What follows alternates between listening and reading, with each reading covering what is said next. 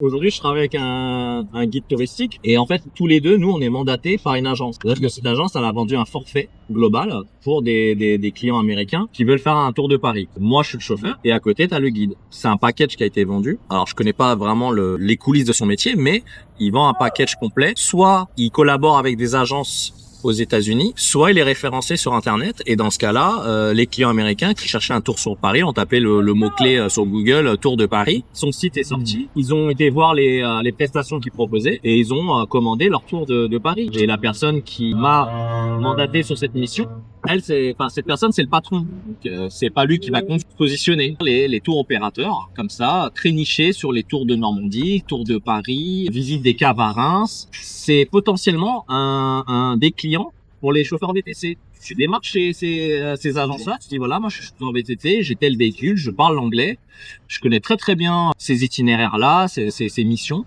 Et lui, il va dire, bah écoute, ça m'intéresse de bosser avec toi parce que je suis tout le temps à la recherche de bons chauffeurs qui sont capables d'assurer ce type de prestation. Parce que là, aujourd'hui, je suis payé à la journée, en tout cas au forfait horaire. S'ils font 10 heures et que je facture, je sais pas, moi, je donne un exemple, 60, 70 euros de l'heure. Je fais 10 heures, je ressors avec un chiffre d'affaires de 700 euros de la journée. C'est une clientèle plutôt cool.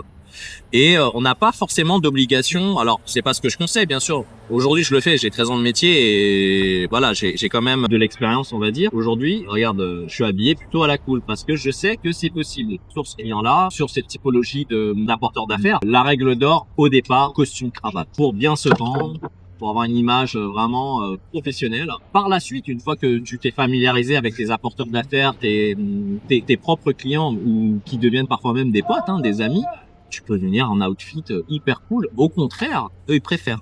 Parce que c'est à la cool, c'est convivial, très coincé, entre guillemets. Et eux, ils aiment bien, surtout les Américains, ils aiment bien le contact, ils ont le contact facile.